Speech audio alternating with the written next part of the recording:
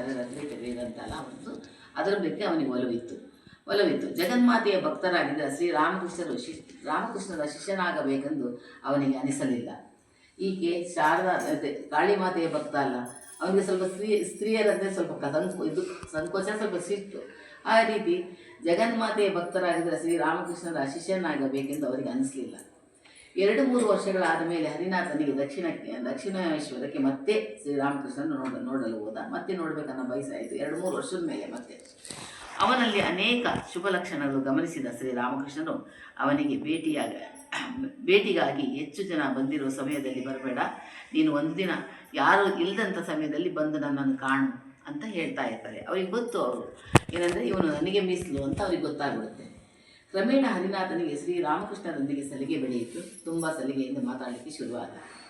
ಎಲ್ಲ ರೀತಿಯ ವೈಯಕ್ತಿಕ ಪ್ರಶ್ನೆಗಳನ್ನು ಕೇಳಲಾರಂಭಿಸಿದ.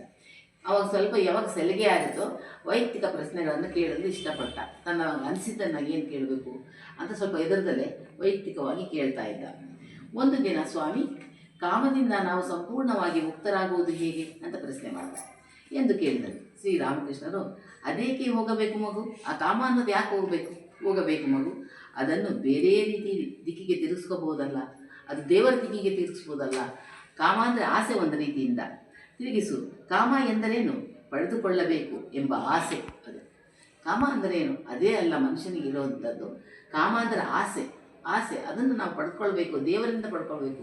ನಿನ್ನ ಕಾಮ ಆ ಕಡೆಗೆ ತಿರುಗಿಸು, ದೇವರ ಕಡೆಗೆ ತಿರುಗಿಸು ಅಂತ ಹೇಳ್ತಾರೆ. ಪಡೆದುಕೊಳ್ಳಬೇಕು ಎಂಬ ಆಸೆ. ಆದ್ದರಿಂದ ದೇವರನ್ನು ಆಶಿಸಿ ಈ ಕಾಮವನ್ನು ಗಟ್ಟಿಯಾಗಿ ಮಾಡಿಕೊ, ದೇವರನ್ನು ಆಶಿಸುವಂಥ ಕಾಮವನ್ನು ಗಟ್ಟಿಯಾಗಿ ಮಾಡಿಕೊ ಎಂದು ಉತ್ತರಿಸಿದರು. ಶಿಷ್ಯರಿಗೆ ಅವರು ತೀವ್ರ ದೇಹದಂಡನೆ ಮಾಡಲು ಹೇಳುತ್ತಿರಲಿಲ್ಲ. ಯಾರು? ರಾಮಕೃಷ್ಣನು ತೀವ್ರ ದೇಹದಂಡನೆ ಮಾಡಲಿಕ್ಕೆ ಹೇಳ್ತಿರಲಿಲ್ಲ. ನೀವು ಎಷ್ಟು ಸಾಧ್ಯನೋ ಅಷ್ಟು ಮಾಡ್ತಾ ಇರಿ, ಧ್ಯಾನವಾಗಲಿ ಜಪವಾಗಲಿ ಅಂತ ಹೇಳ್ತಾ ಇದ್ರು. ಪೂರ್ವದ ಕಡೆಗೆ ಹೋದಷ್ಟು ಪಶ್ಚಿಮ ದಿಕ್ಕು ದೂರ ಆಗುತ್ತೆ. ಇವಾಗ ಪೂರ್ವದ ಕಡೆಗೆ ನಾವು ಹೋದಷ್ಟೆಲ್ಲ ನಮ್ಮ ಪಶ್ಚಿಮ ದಿಕ್ಕು ದೂರ ಆಗ್ತಾನೆ ಇರುತ್ತೆ. ಏನಂದರೆ ನಾವು ಭಗವಂತನ ಕಡೆ ಹೋದಂಗೆಲ್ಲ ನಮ್ಮ ಆಸೆ ಕಾಮಗಳೆಲ್ಲ ದೂರವಾಗ್ತಾ ಹೋಗ್ತವೆ ಅನ್ನೋ ಒಂದು ಉದಾಹರಣೆಯಾಗಿ ಹೇಳ್ತಾರೆ.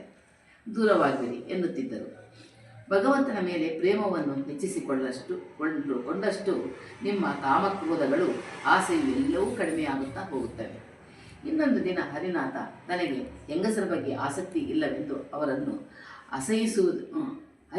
ಸಹಿಸುವುದು ಸಾಧ್ಯವಿಲ್ಲವೆಂದು ಹೇಳ್ತಾ ಇದ್ದ. ರಾಮಕೃಷ್ಣನಿಗೆ ನನಗೆ ಹೆಂಗಸರಲ್ಲೇ ಆಗಲ್ಲ, ಅವರನ್ನು ಕಂಡ್ರೆ ನನಗೆ ಒಂಥರ ಸಹಿಸಲಾಗಲ್ಲ ಅಂತ ಹೇಳ್ತಾನೆ. ಅಸಹ್ಯ ಸಾಧ್ಯ, ತಪ್ಪಾಯಿತು, ಸಹಿಸಲಾಗಲ್ಲ ಅಂತ ಹೇಳ್ತಾನೆ.